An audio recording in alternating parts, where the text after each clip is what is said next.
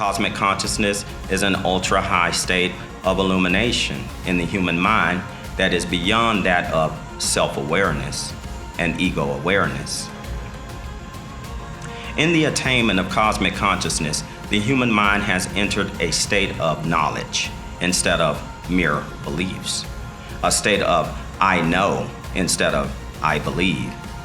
This state of mind is beyond that of the sense of reasoning in that it has attained awareness of the universe and its relation to being, and a recognition of the oneness in all things. This state of consciousness is not easily shared with others who have not personally experienced this state of mind. The attainment of cosmic consciousness, cosmic illumination, will cause an individual to seek solitude from the multitude and isolation from the noisy world of mental pollution. OIC, Oneness in Creation. All right, welcome. It's Trey Fillmore with OIC, Oneness in Creation. Very honored, very excited, and being able to welcome Johnny to the podcast today. Got some very enlightening information to disseminate to everyone. Thank you, Johnny, man. I appreciate you coming in. Appreciate you having me, man. Oh, shit. I've known you for, what now? How many years? Almost 4. 4 years? 4 years. Okay, man. Well, this is something you've been speaking on for quite a while. Since I met you, actually. Mm-hmm. Very caught me off guard, I'll tell you that. I was talking to Caden, and he was, I told him, I said, man, you look at Trey and you see someone and you do not think what's gonna come out of his mouth matches the way he looks at all. So I think that for sure it's just interesting. Very, very interesting. But shoot, man. Thanks for having me. Appreciate it. That's interesting. You know, I always wonder, like, golly, you know, I have an image of myself, how, you know, based off of how I feel, how I think, and how I look. You know, my looking glass self could be definitely way different to people's perception than the way I see myself. So that's interesting you say that. But, you know, very early on with you, when you first came to the dealership, it was something that I saw in you, man, that was very powerful. Didn't know if you were aware of it, but, you know, I had some insight, you know, and I know that in any situation it can go this way or it can go that way. And, you know, I saw a lot of potential there. I saw a lot of success to come, you know, and I think at one point I even told you, I said, watch, we're gonna look back and I'm gonna be able to say in a lot of ways, I told you so. Yeah, that's true. I saw you being successful. I mean, you know, just to kind of give a little bit of a verbal resume on you, you know, I seen you come in and go from zero to hero. You know what I mean? Just coming in as a regular automotive salesman, progressing, you know, quick, going from a salesman to an internet sales manager to a finance manager to now desking deals. And, you know, one thing I can say, man, definitely about you is that I've seen you evolve, but I saw you evolve before you even started the evolving process. And that's facts. And I always just try to exude that to you, man, and just let you know, look, man, I see something in you. I see great potential. I see great attitude. And to be honest with you, man, in the car business, it's tough. Yeah. You know, and it's real tough with management. And you don't want to get on management's bad side. I've been all over it, but it is what it is. But I mean, it's funny though that I feel like at a young age I was, even though I'm doing good for myself now, I always felt like I was supposed to be doing something bigger, something better. But it does pour over into even what I'm doing now. I mean, 24 years old, you know, bought a house and stuff like that. But I'm a firm believer in mindset. In you think positive, you think right, but if you think about what you want or where you want to go, then you're gonna land somewhere in between. And a lot of times you think on it and you really focus on it, then it can be achieved. But I do feel like that is part of the reason, probably why we resonate so well, but also why I'm at where I'm at. But I do think there's more and that I'm not going to stop. So there's going to, just different things. I do think success is a mindset. I think if you're constantly striving for it, constantly striving for perfection, whether you think it can be achieved or not, that you are going to stand out compared to others. You're going to stand out compared to others, and if you, as opposed to the opposite, the negative of always, oh, well, this happened to me, and well, I can't do this because of this, and I didn't grow up with this, then it's only going to hinder you. Yeah. If you don't focus on those things, more good things are going to happen. Right. So I resonate with that a lot. Would you agree that your dominant thought is kind of has a major impact and influence on your inevitable outcome? What do you mean by my dominant thought? So, I know there's times where, like using the dealership, for example, when you first started, did you have any inkling that, maybe this ain't the job for me? Oh, absolutely. Yeah. And did you have in mind that, you know what, I can do this. I'm fit for it. Mm-hmm. Like if I wasn't here, if I'm here, that means I'm meant to be here. So just in comparison to those two contrast mindsets, one saying, what if this ain't for me versus I'm fit for it. Right. Would you agree that dominantly you probably thought, I'm here for a reason, I got what it takes, I have the tools, I have the resources to be great, more so than questioning whether it's for you or not? Yes and no. For me, I feel like the biggest thing for me is not whether or not I'm supposed to be here, it's whether or not I want to do it. So, and that's why in the beginning I was kind of off and on. So again, it goes back to me, at least, the mindset of, okay, if I'm here, I'm either going to commit to it or I'm going to commit to what I really want to do. So in my mind, I took the route that I am now, but I did fully commit, saying, okay, I'm going to be here. Because at least for me, my mindset is if once I commit to something, there's nothing I can't do and I can't necessarily be beat, if you would. So in every position that they would put me in, it was, okay, I'm going to be number one. Okay, I'm going to be the best at this. Okay, I'm going to do this. I'm going to do that.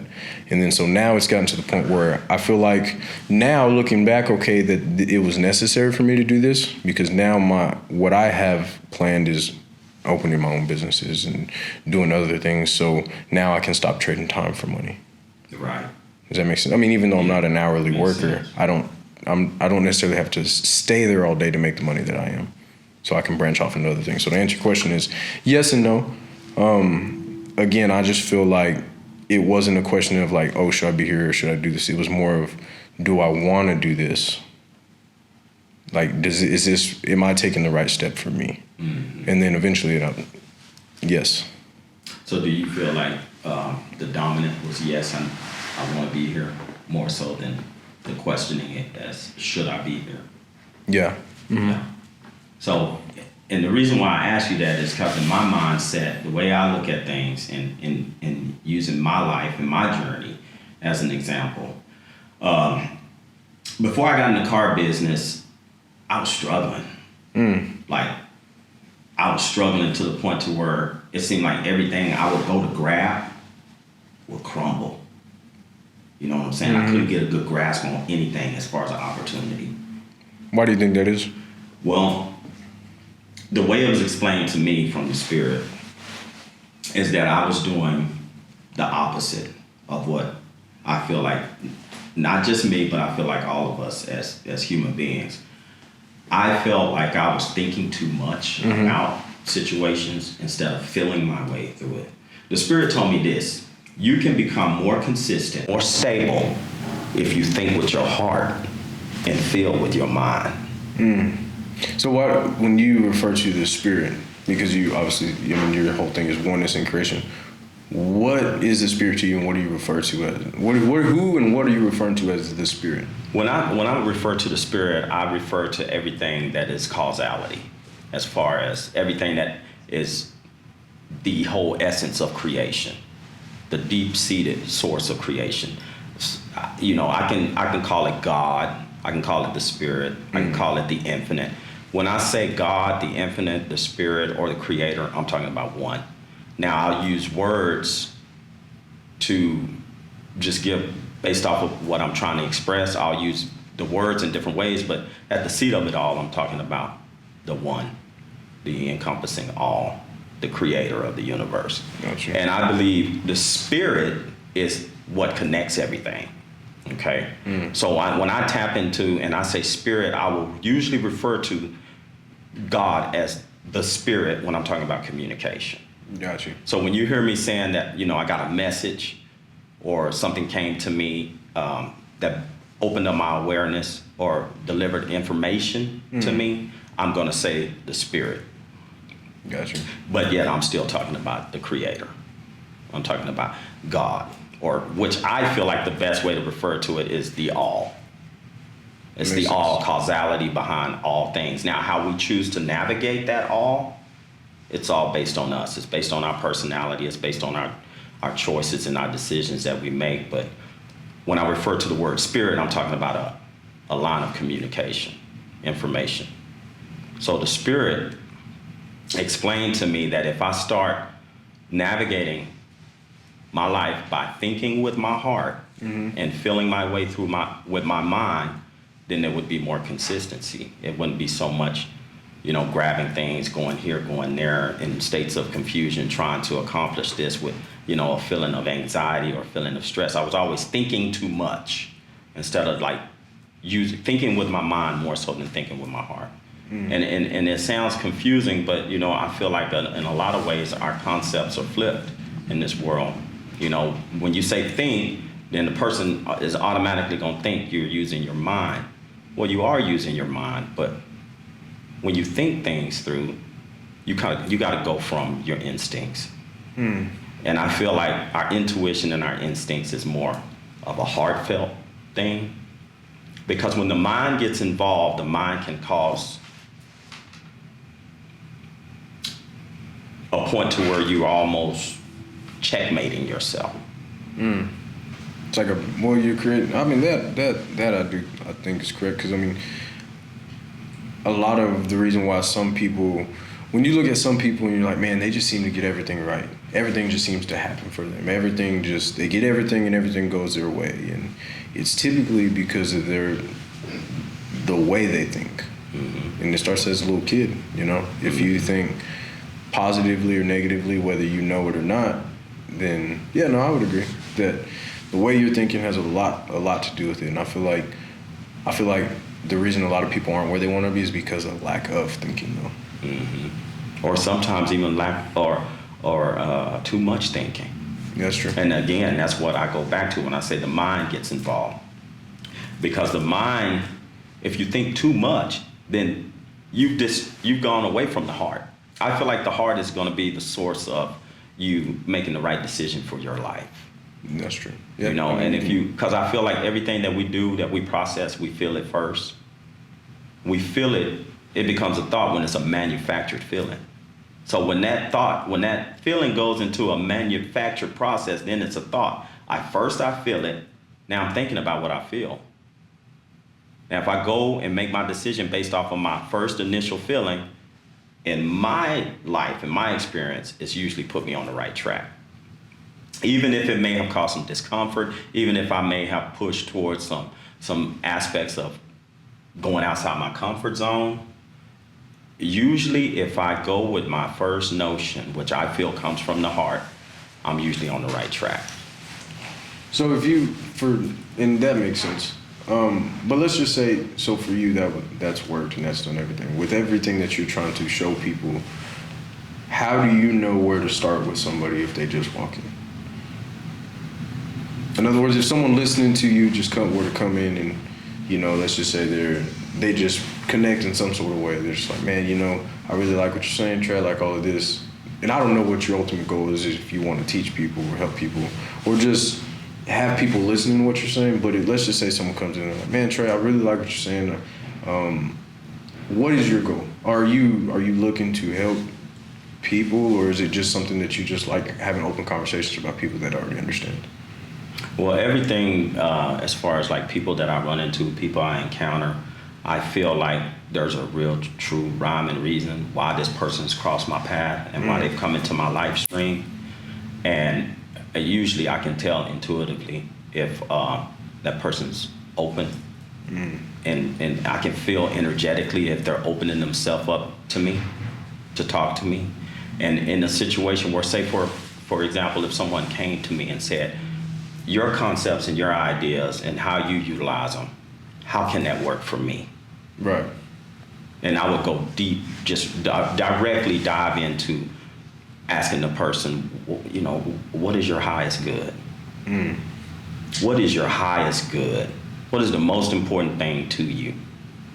And that's a question that honestly, I don't feel like most of us can just answer right off. Right. But it is a very, very serious question, because it puts you on a path. So what about people that, let's just say you meet someone who's super religious, or someone that's, where does this stem from for you and for other people? Because if someone were to come in and be super religious, is this connected to Oneness in creation. Right. Is this connected? But not only that, but like, hey, is this connected to Jesus? Well, how about this and how about that? You know what I mean? Like, if someone were to walk in right now, if they're Catholic and they say, man, Trey, I really like what you're saying, is this something completely separate on its own, or is this something that's all connected?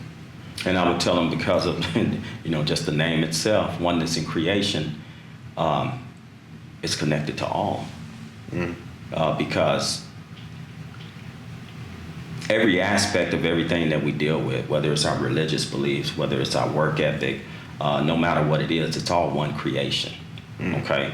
So my best way to explain it, if a person, whether they're agnostic or atheist or Muslim or Christian or Hindu, oneness in creation is the source of all of it. So in other words, then, it's not a duality or a polarity from anybody's belief. Okay? Oneness in creation, just think of it as an aspect of the sun. Okay? So if you have the sun here, you have the source of that light here in this whole encompassing one circle, right? Oneness in creation is that whole encompassing one circle, one source. And the rays are the different viewpoints. So the rays are part of that one sun source circle. Does that make sense? So no, it doesn't make a difference of what the person's perspective is, whether they are Catholic and they have their Catholicism views and the way they've been brought up and the way they've been taught. Oneness in creation is the whole encompassing one source of that. And it's just as simple as this. You think of creation as, just think of creation in the same aspect as I use the sun. Think of it as the whole aspect of creation is an ocean. All right? It's all an ocean. It's just an ocean of creation, infinite ocean of creation. Well, if I was to take a bucket, all right, and I dip that bucket into the ocean, and I take some of the contents of that liquid out of the ocean, and I separate that bucket from the ocean, is not what's in that bucket still the same of what was in the ocean? Yeah, it's true. Right? So say I take a little capsule and a syringe, and I draw out of that bucket that same contents, that same liquid, and put it in that capsule. Is that not the same of what's in that ocean? Yeah. So no matter your perspective, no matter how you look at it, the truth and the fact of the matter is that ocean is doing something, right? Or it wouldn't be there. It has an existence. It's there for a reason. It's contributing to the whole movement of creation, right? Right. Well, it has waves, right? So each wave is doing something, but each wave, in its own aspect of doing something, is contributing to what the whole ocean is doing. So in any aspect, every conversation I've had with anyone, whether it's a pastor, whether it's a minister, or whether it's just someone that's just living life, don't really have any direction, don't even have any goal. Anybody that I engage with, my biggest concern and question to them, if they're opening up to me, they're opening up and they're allowing me to talk to them, I want to get them to be conscious and aware of their place in creation. And with them being conscious and aware of their place in creation, I would ask them, if they came to me and asked me for advice or asked me for direction, my question to them would be, what is your highest good? Because I feel like if you can activate that awareness, then it aligns the person on a strict, strategic, straight path to accomplishing what they're here for. Because we're not just here to, wander around aimlessly, to frolic about, to have no direction. Everything in creation is doing something. So what do you think we're here for? Or do you think it's different for everybody?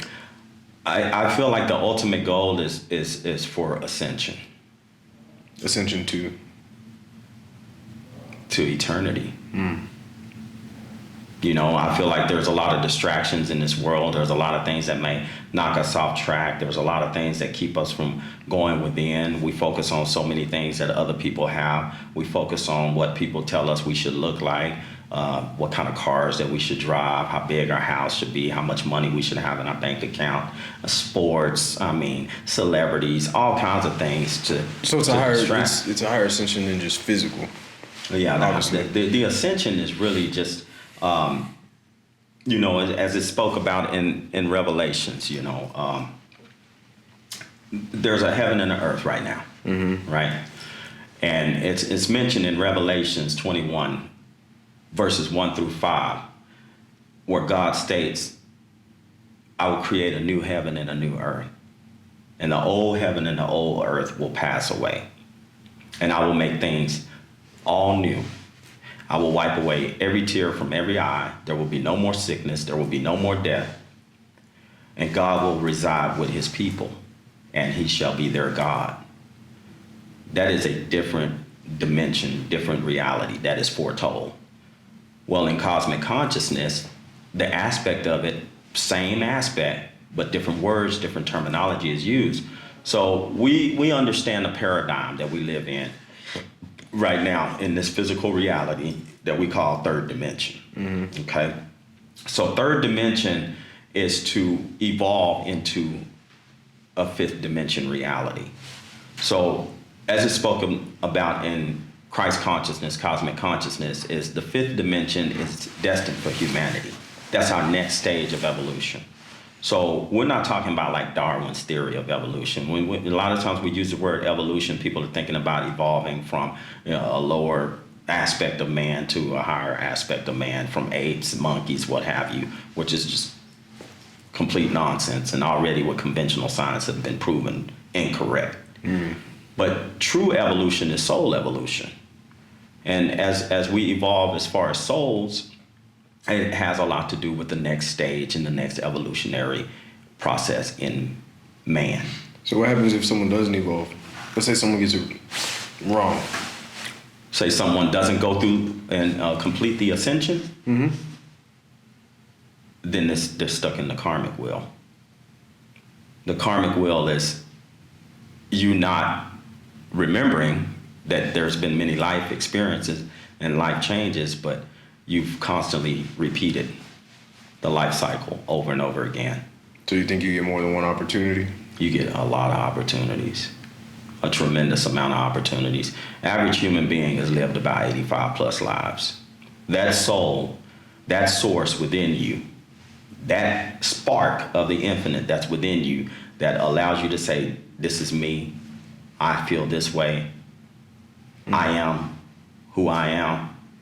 That true source of you has many, many, many experiences and has been around a lot longer than your chronological age, of course. You have to, and so the reason I ask is because, well, of course, someone who's grown up Catholic and Jehovah's Witness and stuff like that, it's the belief that you die, if you live good, you go to heaven, you don't, you got the alternative. So Correct. How can that be explained as far as like, oh, you've lived many lives, you've done this, you've done that? I mean, to me, I'm a believer in, I guess, kind of, I don't know. You're a believer, and you're born, you live, you die. Right. That's it. Right. Mm-hmm. And that's how we've been taught. Right. But I don't, not necessarily that you die and that's it. I mean, I do think you do go somewhere. Correct. Right. Right. And at some point you are going to find either a heaven, if you will, or hell, Depending on how you live. Mm-hmm. Right. And I've grown up that way as well too. I mean, I grew up my whole life up until I was 38 being Christian. You know, and Christian and Catholic really don't, you know, we worship and we praise different as far as how we've been taught and how we've grown up, but we really don't see it much different as far as, the you know, end goal you're is the born same. into the world. Huh? Because the end goal is the same. The end goal is the same, is to reach heaven. You know, heaven, eternity, ascension process is all the same. It's just a different wording. Truth be told, there is no hell. There is no hell for human souls. Well, then some would argue, what's the purpose of doing anything if there is no hell? It's to ascend. If you don't ascend, it don't matter. I don't think that way, but I'm just asking. Well, if you don't ascend, then that means, like, you know, we're in a cosmic university here. You know, the earth is a cosmic university. We're going through changes. Just And inevitably. we're going through processes of soul evolution. That's the whole point and the reason why we're here. Before we embark into physical creation, we already know this. Well, the thing is when you come into the body, you forget. So then the amnesia kicks in. So now you're learning how to walk, you're learning how to talk, you're learning how to move about all over again. Which all of this is stored in the soul. All of this, all knowing, all awareness is already within you. So as you go through these processes of gathering this information to know how to eat properly, to know how to walk properly, to know how to, it's all influenced by what you're learning.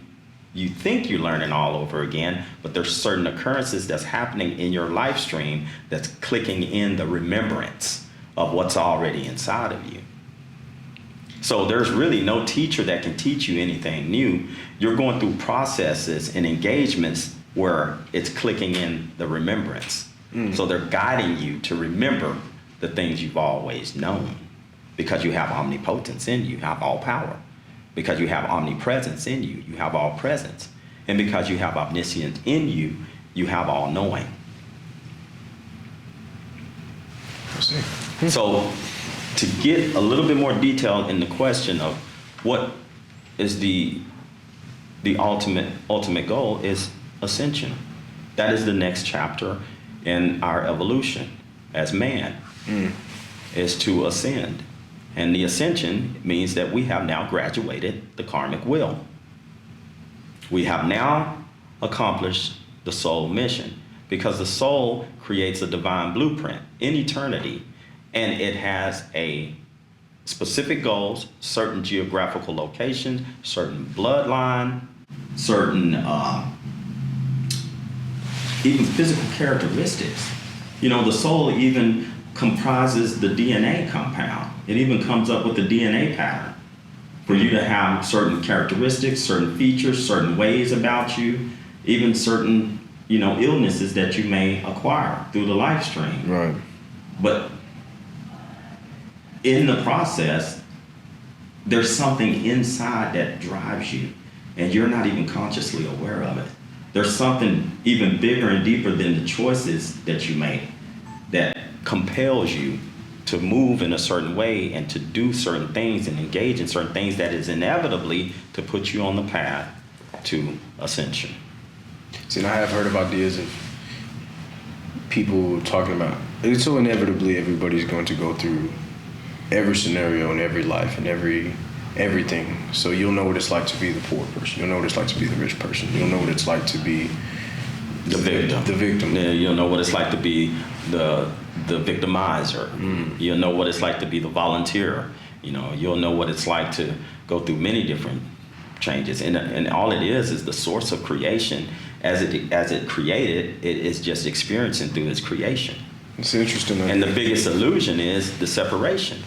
The biggest illusion is the polarity, the duality of thinking that you are an individual and that you're separate. Separateness is the lowest state of creation. You don't and think anybody can consciousness. be an individual though? That I'm not different from you? Well, you have a different soul purpose, but we have an inevitable outcome that we intend before incarnation. So the path that you take and the path that I take, we may not even take the same path, but inevitably we are to return back to creation source. That's the inevitable. So you're taking this route, I'm taking that route, and I may get there before you, you may get there before me, but inevitably we are to return back to source. As Prime Creator said, go out and create and bring all things back to me. How long it takes, time doesn't even really matter beyond this third dimension. The time doesn't really matter. What matters is what you do with that what you perceive as time. It's interesting. I mean, like I said, it makes sense because I've seen stories of, even little boys that can remember names of ships and wars that they were in, and as they grow older, they obviously forget and let go of those. But interesting. And the reason being is because the world causes the amnesia to become stronger. You got little children, it's documented proof that you have little children in the eastern seaboard area, in the eastern Asia and Africa who specifically remember their past lives. And then as they get older, it fades. And then a lot of it has to do with how accepting their family is. If the family around you cultivates and understands and shows acceptance in that, then you usually hold that information longer. It's the world, it's the paradigm that we live in that causes those natural things to fade away because we get distracted by the illusion. Yeah, I'd agree.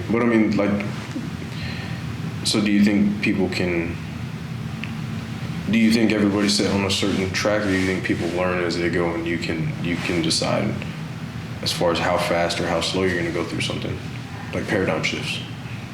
Yeah, I believe that. I believe that individuals, just based off of what they've experienced and how they utilize those experiences, and being in tune with source, and being in tune with sources, being in tune and going within. I feel like as long as you're being distracted by what you think should be done, what's being told by others, you tend to lose track. Meditation is a must. A lot of people don't even know how to meditate. I think a lot of people just don't know the definition. Meditation can be prayer. All meditation is the consistent thought over and over, consistently on one specific thing, whether that's prayer or whether that's you sitting down trying to think about your breathing or trying to think about a specific thing. Everybody meditates. Well, the only thing is there's when you think too much, it distracts you from getting in contact with source. So you really don't want to think. You want to just be guided, even if it's focusing on an object. Clear your mind. That's meditation. Clearing your mind and focusing on your breathing more so, and centering yourself is the best way to get into a meditation journey. There's different levels of meditating. Some people meditate when they play instruments. Some people meditate when they just sit quietly and listen to music. It's true. There are individuals who will sit and they will put their body in a certain position, and they will hold their fingers and hands a certain way, and they will go into a meditation journey. And really what's happening is when you're meditating, you're channeling a chemical in the body that allows you to go on a journey, same type of journey you go on every time you lay me down to sleep. That was going to be my next thing, I guess. I think we already had a discussion about this, but speaking of chemicals and balances and stuff like that, what do you feel like the stuff that is here, like DMT and stuff like that? Do you think that's just people taking random trips in their heads, or do you think that's connected to something? Well, I feel like DMT is coming from... kind of off subject, but... No. It's in line. Again, it's all one creation. So when we're talking about one that's in creation, we're not ever off subject. It don't matter. Anything that we're talking about is its own subject. It's just a different avenue. Different avenue within the same geographical area. You get me? Mm-hmm. Same geographical area, just a different avenue. So we're still on topic. DMT it's found in every ecosystem, man. It's been biologically, scientifically proven. I mean, you find it in plants, you find it in animals, mammals, humans. Now, there's an organ that is indicated, that a specific organ in the brain that is producing the mass majority of the dimethyltryptamine chemical, and that's the pineal gland. Are you familiar with that? Some people pronounce it pineal gland, tomato, still the same thing. Pineal gland is probably the most accurate pronunciation because it has the shape of a pine cone. So I don't know if you're familiar with any of even at the Vatican, you're Catholic, even at the Vatican, there's a big post. But say, for example, if I thought you were. No, so I'll tell you, I get off subject, but I grew up Catholic, stuff like that. I'm a firm believer in Jesus, and God, and we'll end up, live right, you go to heaven, die, you go to hell. I would say I'm not necessarily religious, but I do believe in those beliefs. I do, yeah, as I do as well. And again, we're connected to the same one truth. Our belief is just a perception of that truth. That's all it is. That's right. Just to make it to where it's not so confusing and so, to the point to where, a person is like, I can't follow. I think it's just a different perception, a different way of conveying that one truth. That's all it is. And I think it's just because people learn differently. So I think if some people need the structure of a Catholic church, some people need the structure of being a Jehovah's Witness, because everybody's different. So to me, as long as the end goal, I guess the end goal is the same, you're living right, you're doing good. If it helps you to be a Catholic and say the same prayer over and over again, as long as it makes you a better person, then I feel like it's not necessarily wrong. So I feel like a constant moving forward in the right direction, right? Obviously there is limits. Yeah. No, I don't think again, as long as the end goal is the same. Yeah. But I do believe that's everyone's purpose. How every individual handles it, how they pursue it, it's all based on their personality and their soul journey. Yeah. It's all based on that. The way I get to work every day is a different route that you take, but we end up at the same dealership. Just to break it down to where it makes sense. Yeah. But going into the aspect of the pineal gland, doctors opened up the brain. They found between left and right hemisphere on the corpus thalamus, which is the bridge that connects the left and right hemisphere, there was a pea-sized gland that was shaped like a pine cone. Out of curiosity, they cut it open. I don't know what year this was done, but just the information that has been given to me. They cut the gland open, and inside of the gland, they found color receptors. So where else on the body or any body part would you find color receptors?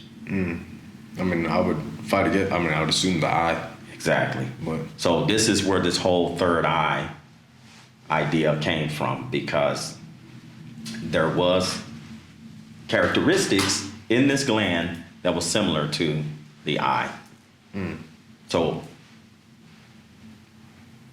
it's believed that most likely this DMT, dimethyltryptamine, the vast majority of its production is coming from that gland, according to research, and then according to ancient knowledge that goes back and predates our Bible, actually.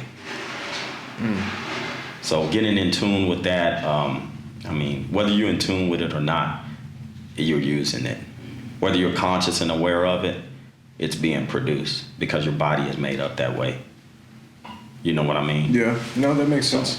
And it's just the same thing as, our journey as human beings. Inevitably, we are going somewhere.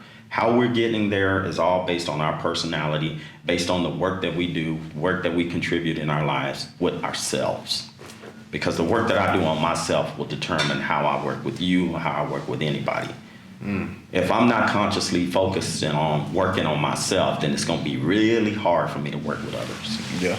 But at the end of the day, when I'm working with me, I'm working with you, I'm still working with self. So how you treat yourself even has a lot to do with how you treat others. There ain't anybody that can ever tell you, no matter what they say contrary to belief, nobody can tell you, oh, I love me. But then you got multiple people that's been exposed to that person that they don't feel the love from that person. So an individual can tell you all day, yes, I feel highly about myself. I'm confident. I feel good. I feel like I'm on the right track. But it's horrible with other people. Yeah. I mean, It's one thing to say it. It's another thing to show it. You know? A lot of that has to do with self. Everything starts with self. And the more, I feel like the more conscious and aware you are of self, the more, you know, you resonate. There's resonance there. There's harmony there. You know, you feel more harmonious vibe from the individual than disharmonic. Yeah, I mean, like it says, love thyself I don't know what it says, love thy neighbor and love thyself. Well, the first commandment of God is love God with all your heart, mind, body, and spirit. The second commandment is love thy neighbor as you would love yourself. Why? Because that's what you're dealing with. You're dealing with self and you're dealing with God. Just kind of like that, one and the same, you know, one and the same. The chicken and the egg, the caterpillar and the butterfly. Makes sense. Yeah. But a lot of it starts with self. And you know, the conversation that I would have with anybody, a lot of it, man, I use the frequency, I use the vibration, the energy between me and that individual. And you know, there's times where even doing that, the person doesn't even have to open up much to me, and then I can just go, I can flow, and I'll say certain things, and then it opens up a whole nother realm of information. Right. That person is saying, look, you're giving this to me, I'm gonna give that to you. As I receive that from you, I'm giving this to you to receive from me. So a lot of times I can kind of give a roadmap to an individual that may know where my level of thinking is and my state of consciousness, and I can utilize that, what I have in me, to guide that person, especially if they're open to it. Right. Well, I think a lot of people don't realize how big the way they think or even their thoughts throughout the day. I think a lot of people would pay a lot more attention to what they're actually thinking about throughout the day if they knew how powerful it was.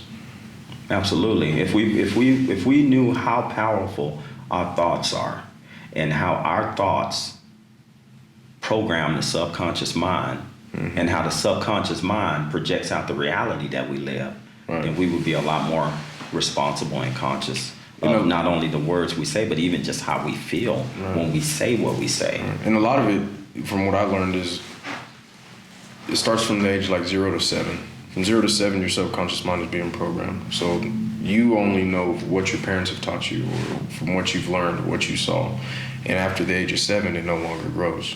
You grow as a person, you know, and you learn to have your own thoughts.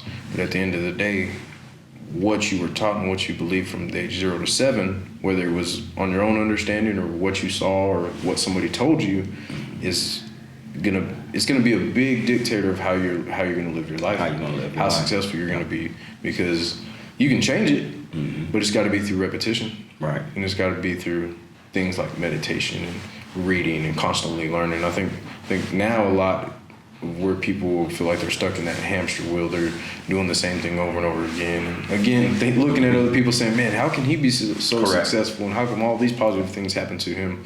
It's all just because their mindset is different. And the way you change it is going to be by learning and repetition of focusing on what you're actually thinking about. That's why it's interesting that you said 0 to 7, because they've done experiments and they tested out children on creativity, and they found that children between the ages of 1 and 7 test out highly creative. Highly creative. Why do you think that is? It's because the way their brain thinks, there is no limits. Because they're subconscious. All the limits that you think, like, oh, I can't do this, or oh, I can't do that, those are set by your way of thinking.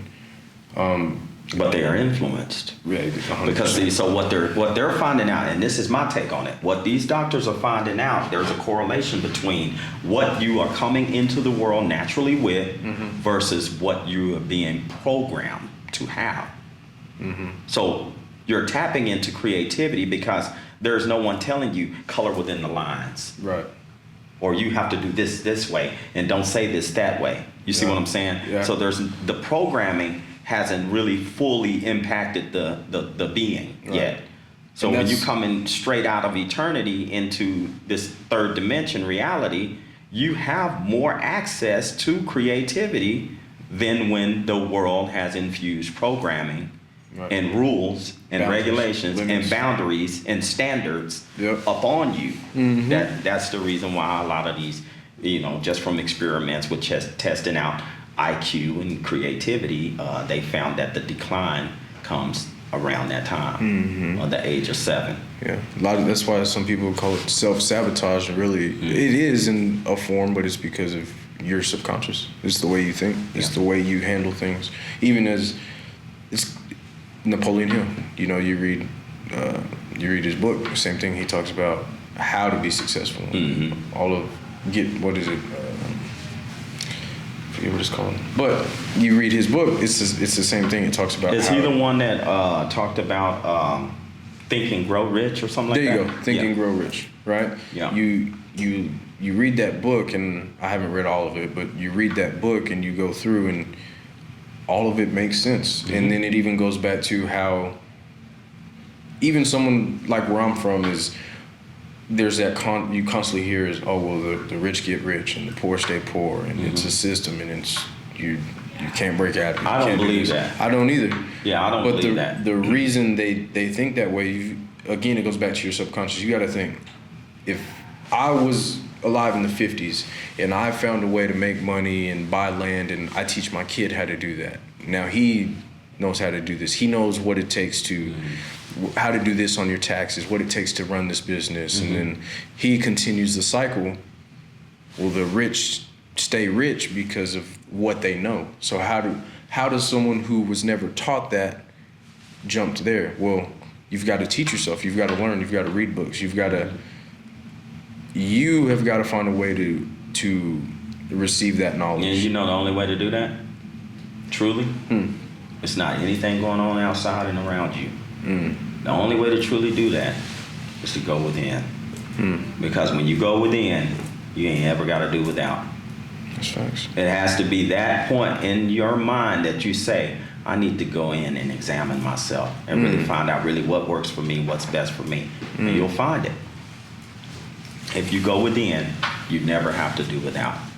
So even if somebody comes to you and say, hey, look, I have this great opportunity. I have all these amazing ideas. You seem like the right fit, the right person, perfect for this. If I'm not into it, I'm not going to get nothing out of it. That's facts, because in another thing, period. Yeah. Another thing that I've learned is, and where I learned most of what I was just talking about is I took a class with this, and it's called I Am Mastermind, right? I am is very powerful. Right? Very powerful. Very strong. Very strongest strong. 2 words in the universe, man. And so what it is it was, he lives here in Lubbock. His name is Abraham. He had opened up all these big companies, oil field companies, done all these different things. And he starts investing in these people, wanting to help people. Correct. Right? Hey, Trey, look, I've got an idea. I think it's a multi-million-dollar idea. I can run this company, blah, blah, blah. And he would open up these companies for them. He thought money was the issue. If people just had money, they could do whatever it is that they wanted. Whatever they need to do. Right, but it's not the case. No, not at all. He would take these people and, okay, you wanna open up a construction company. Okay, Trey, here you go. I've laid out everything for you. I've spent $2 million to open a construction company. Go out there and do the work, and you know how to do the work. You've been doing it since you were a kid. Well, what he found is these businesses are failing. They're not making any money. Their jobs, they're just not winning the bids on these jobs, whatever the case is. But as soon as he would go in and take over, the business would thrive. Why is that? Because it was what was within him. Not even that. Yes, but it had a lot to do with what was within him. Right. And the difference, though, is obviously his way of thinking and his energy that gets put on to whatever that he's doing. Right. So a lot of people don't even realize, again, back to how powerful your mind is, the way you think. lack of, if that makes sense. It does make sense. Again, it was like that same question that I asked you. Do you feel like your dominant thought was in line with you obtaining and accomplishing and acquiring the success level that you've acquired, just even at our dealership? Right. Do you feel like the dominant thought was in line with what put you in the place that you're in, went through the stages and steps and advancements to accomplish what you have inevitably accomplished, which you're constantly going up and forward. Right. I know that. You're constantly going up and forward. But do you feel like the dominant thought more so was those things that kept you on that path? Yeah, absolutely. Versus the opposite direction. Yeah, absolutely. That's the biggest thing. I feel like the biggest thing, man, is that we're all on different journeys. We're all we have different things that are of importance to us. But from a oneness creation perspective, man, I feel like inevitably the whole goal and the whole objective is to get in line and understand, really truthfully identify what your highest good is, man. And if you ask an individual that and they don't know their highest good, then that means their foot ain't even on the track yet. Now, they may by default fall into place. I'm not saying they won't. Right. I'm not saying by default they won't fall in line, because creation is powerful. Extremely powerful. And there are people who will come into their live stream that may jolt them a little bit to get them to move into a different force direction. your hand, huh? Exactly. Remember the thing you told me? Right. There are people who creation has so much perfection in it. It looks crazy. It looks like it's all over the place. Everybody's going mad. It's all kinds of chaos, calamity, confusion. But there's order in that. Yeah. There's order in it. And there's order in design. And if we are aware of that, man, a lot of the times when we are struggling and stressing and straining over things, if we are aware of the fact that it's a miracle to even be here.